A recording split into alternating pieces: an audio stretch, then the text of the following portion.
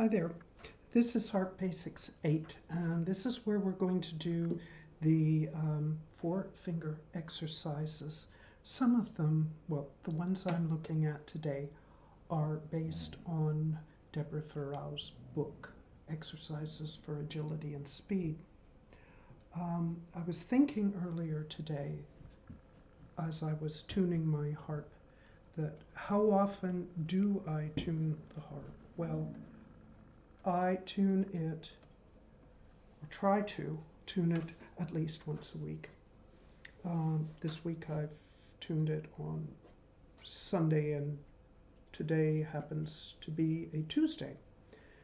I try to make sure that the conditions in the air are the same on each day. So, for example, if there's a lot of moisture in the air, and I know there's going to continue to be a lot of moisture in the air, then I'll tune it. If I know it's going to be a really dry period, like right now is wintertime and dry, I try to make sure that I'm tuning it in really dry conditions with minimal moisture. So that's a consideration. Also, what tuning do I use? Well, the harp came tuned in 440. I have used concert pitch, which is 442, for about a 3-month period, and then I tuned it back down to 440. Yes, I could tune it down to what would be medieval pitch, 415, but basically I'm keeping it at 440. So today we're doing the first of the 4-finger exercises, and Farrow gives the same fingering for the right and the left hand, and she has it starting on C with the harp tuned in C. It doesn't have to be tuned in C. You can do the same exercises for either hand. So we've got the hand arranged properly. I've got 4 here on C, 3 on D, 2 on E, and 1 on F. And the idea is to play each finger coming up, and then to play each finger going down, but we do a lot of ups, and also replacing 4 before playing 1, but we're not replacing on the same string. So here it would be C4, whoops, now that's important, D3, E2, and she first has us replace 4 on D before playing F1. Now, why did I say that's important? My finger slipped. I played this, played 4, and the finger 3 slipped. It's fine now. The back of our hand, fingers 3 and 4 share the same tendon up through the hand and into the arm. So they're interlinked. And training this finger independence is absolutely essential, or you will be making continual mistakes. That same sort of accident will happen. So one of the things I do a lot of, let me go back down to the original position, is I will just make 3 work by itself. I'll make 4 go by itself. I'll make 2 go it by itself, and 1, and then I'll try and just choose. That wasn't what I meant to do. I wanted this, and then I wanted 2. So give yourself time for that sort of thing, because that's going to happen. And the reason it happens is quite literally the way your body is built. And it will happen the same way with both hands. So just give yourself that practice time. So back to the exercise.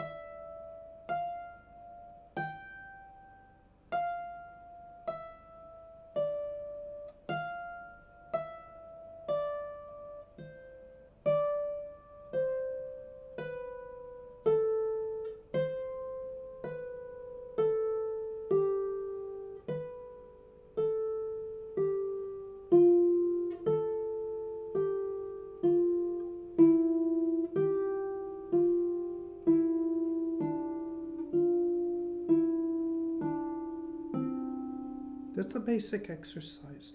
And most days when I'm practicing at home, I just do it all the way up with the right hand and all the way down with the right hand and all the way up with the left hand and all the way down with the left hand. Because there's no reason to turn around at any given point or to stop and come back down. And I need the practice. Now, another thing to note, you may have noticed my eyes looking off. It's because something that I've used before or mentioned before is you want to know your shape. So knowing the shape as you come up, knowing that you can get number 4 on the next string up is also important. One of her other exercises, very similar, but instead of having 4 come on to the next string up, it goes up 2 strings. I find that more difficult. I haven't practiced it since yesterday, the day before, something like that.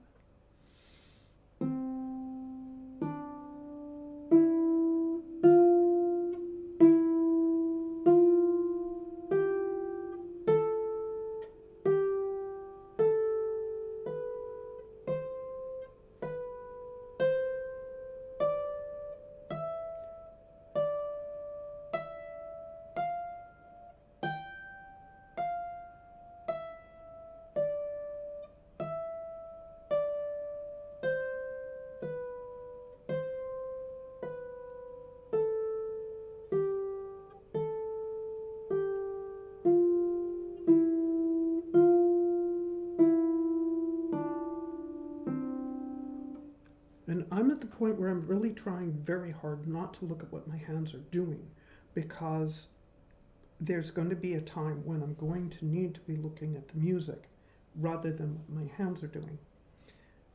So that's another thing. It doesn't even matter if you leave 3 off, except it's nice to give that tendon and muscle a bit of practice.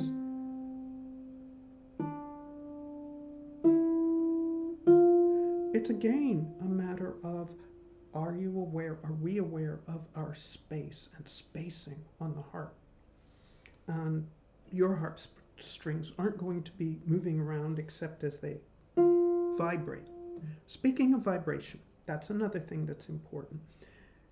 And you may notice it if you go back and listen to my playing earlier or even now, that replacing onto the second string, well, in this case it's E, with finger 4, causes a bit of a sound. Not only did the back of my fingernail touch the still vibrating D string, it also was a bit soft on reaching that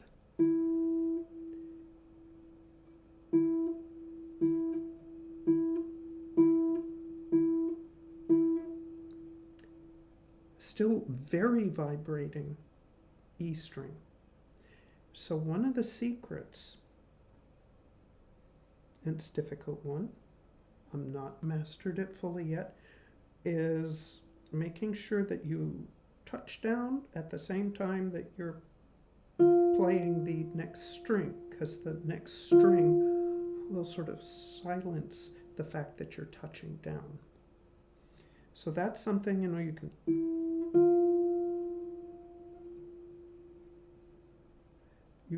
you've got to move it up and get it ready to come in for a landing, and it needs to come in for a landing so that this vibrating string isn't touched. This vibrating string, because they do vibrate. This is the way we generally mute strings. And you'll see harpists do things like this, and if they've got a bigger harp, you'll see them. If I play C, my other C's are all vibrating a little bit. It doesn't matter which one I play. The lower the C, the lower the F, it will make the higher octaves vibrate even more. And the sound is vibrating within the sound chamber. Anyhow, those are things to keep in mind as you work on your 4 fingers.